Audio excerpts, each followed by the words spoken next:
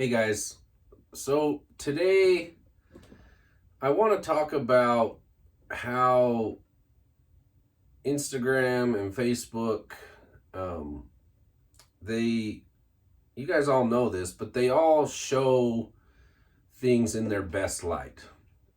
And I want to touch on a subject on how that relates to us in the firearms world and hopefully spread a little bit of truth and understanding of expectation.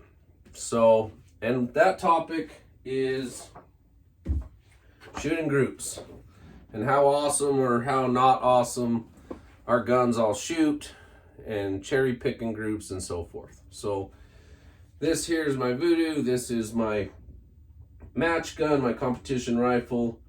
It's had a lot of work done to it. It's been rebarreled. It's got super tight chambers and it shoots pretty awesome. And what does that mean? And that's what I want to kind of dispel or shed some light on. And so I see groups all the time, and I'm sure you guys do. People post a group and it's a ridiculously small group. And then the comments are, oh, my rifle shoots, quarter MOA or half MOA or whatever MOA. And I look at that as a different approach. I look at that one group is an awesome group, and I don't want to discredit that. But what can I do consistently with my rifle system? So there's a lot of information. I apologize already. If you don't care about this, you might as well tune out now, because I've shot a lot of groups, and I don't normally shoot groups, but in preparation for this topic, I wanted to have a lot of information, and we're going to try and go through some of that information. So when I shoot a group, for starters, the 3-shot group doesn't mean anything to me. And really 5-shot groups, I would say, are the bare minimum, but 10-shot groups tell the whole story. If you can do 10 shots, that's going to show what the combination of me, my rifle, my ammo, the conditions, my mood, the lighting, and everything is going to come into play. So that being said, what we're going to show you is not a lot of 10-shot groups. There's only a few. But for the vast majority, are all 5-shot groups. So again, these were all shot with my Voodoo here. And you would expect high results from a competition match rifle that's fairly expensive. But I shot it on a couple of different categories. And so hopefully we're going to be able to kind of go through and see some of this. But all of these groups up here, those are all shot at 50 yards. And this was shot indoors. So no environmental conditions should have affected it. And of those 12 groups, I have an average group size of 0.462. But here, if you can see, this group is a 0.297 group. That's an awesome group. And I could cherry pick that, and I could screenshot that and take a photo and zoom in and say, oh, my rifle shoots 0.297 all day long. And 0.297, that's just about half MOA, a little worse than half MOA. Again, these are at 50 yards. But if you keep looking down here in this area, which is funny, these groups were the last groups I shot in this string. So it was in a tunnel, the target's black, it's not the best conditions. My eyes were a little fatigued, but here we have groups that are, over a half an inch. So that's worse than MOA. And you hear people all the time like, oh, my Voodoo, it shoots one whole groups and blah, blah, blah, and blah, blah, blah. Well, that's great. I'm not capable of that. Certainly not every single time. The other thing too, let me try and find a good example. We'll drop down here. These are 100-yard groups down here. And let's see, like this particular group, right? You'll shoot a group like this and they all stack, and then you got one out here.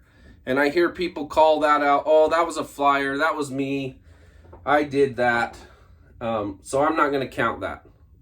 Well, I say bullshit. right? Like I did it, like it's part of my group. If I was in a competition and I was shooting a target, I would have missed because of that shot. So that group right there is 1.29. This worst group right here is circled. That's an 1.5 inch group at 100 yards. That's 1.5 MOA. So how does my rifle shoot? Like if I go off of this group, I shoot half MOA. But if I go off of this group, I shoot 1.5 MOA. So one target, one scenario to consider. Here's another target. This was outdoors, again with my Voodoo. And all of these 50-yard groups, man, they're pretty good. You know, I mean, adding that new barrel to it and the extra work being done on the action, it looks like it was paying off. This was outside, again at 50 yards. We had 3 to 5 miles an hour wind, and my average group size is 0.376. So that's roughly 6.6 MOA, give or take. You get down in here, and these are my 100-yard groups. And my average 100-yard group, 0.83. That's sub MOA. Like, this is awesome. I would love this all day long. The worst group here is down here in the corner, and this is a 1.2. So again, we have that other example of here's a bunch of shots tucked into one hole and then one flyer. And did I pull that? Did I shank that? Did the wind pick up? Who knows? It doesn't matter. The point is I still would have missed. So my gun shoots as best as the worst group, not as good as the best group. Because if I'm capable of this, I need to be accounting for that. So again, that shot would have missed. So back to the final groups, and I could have started with this. I could have posted this because these groups are awesome. Went back indoors, but here we have a white target. So again, if you've ever shot in a tunnel, having a dark target is not the best thing for a dark reticle. But here we have a whole bunch more groups. And you can see some of these groups in here are ridiculously small. 0.16, 0.18. But here we have, over here at the end, a 0.65, right? So I'm certainly capable of shooting a bad group with this gun. The average groups on here are 0.313. This is only at 50 yards. So again, that's 0.6 MOA, excuse me. That's half MOA. That's more than half MOA. So I could cherry pick this. I could pick the smallest group ever and say, oh yeah, my gun, you know, shoots at less than a quarter MOA if I pick this awesome group. But the fact of the matter is, what does that do? Like, I got to go out and shoot with this gun. I got to go out and compete with this gun. And if I expect it to do that, I'm just setting myself up for disappointment. Turned over here on the bottom of the page, here's all of my 100-yard groups. And sorry, I'm trying to look at this with you. We got a bunch of good groups in the 0.7s, 0.8s. And then we have a few at 1 1/4. So that gives me, my average group size is 1.007.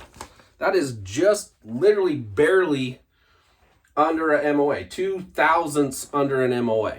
So at 100 yards, an MOA group. Am I happy with that? Absolutely. Like 100-yard, 1 MOA shooting with a 22 LR, that's phenomenal.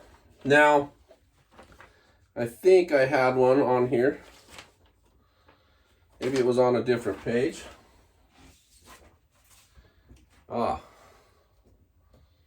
Back here. So this was a 100-yard group.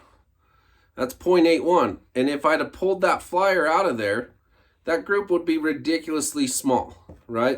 It's less than a half an inch. It's probably less than 3/8 of an inch at 100 yards. So if I pull that shot out and call, oh, well, this gun shoots, you know, half MOA at 100 yards, which is what I hear all the time, it's just not accurate. It's not expected, or you shouldn't expect it. So that's kind of the point. Now, those are all me, and I've shot a lot of rounds downrange. I don't typically shoot. I shot more groups for this stupid video than I think I've ever shot in my life, but that's just me. So here's another example, right? So this is a good friend of mine, Jared. 801 Salt City shooter, and this guy's a phenomenal shooter. He can win a match just as well as anyone can.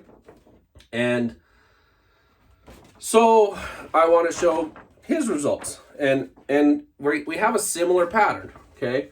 So I know it's tough to see all of this, and it's very hard for me to see it while we're looking at it, but this was actually trying different lots of ammo. So one lot, a different lot, back to the same lot, back to a different lot.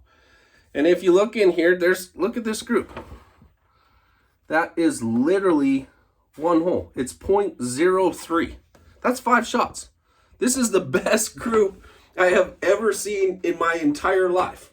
Ever. Like, it's a phenomenal shot. Ironically, it's with the ammo he chose not to use because the rest of it doesn't play out. Here's the same shooter, the same day. That's a 0.63. That's bigger than 1 MOA. So, an excellent shooter shot an awesome group. He shot a bad group. We can all do that. So you can screw up and shoot an awesome group just as good as you can screw up and shoot a stellar group. So here is another example, another range trip. And this is the ammo that he settled in on. And look at those groups. I could see exactly why. So these are 50-yard groups. His is a Rim-X. And it was chambered by a local guy here, Priest Precision. So these groups, you got some 0.3s, a whole bunch of 0.2s.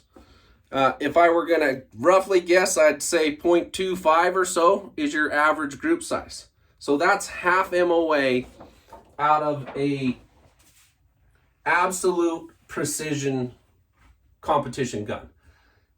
So can you expect that all the time? No. Though that's in perfect conditions. That's proned out or a good modified prone off of a bench. Very stable.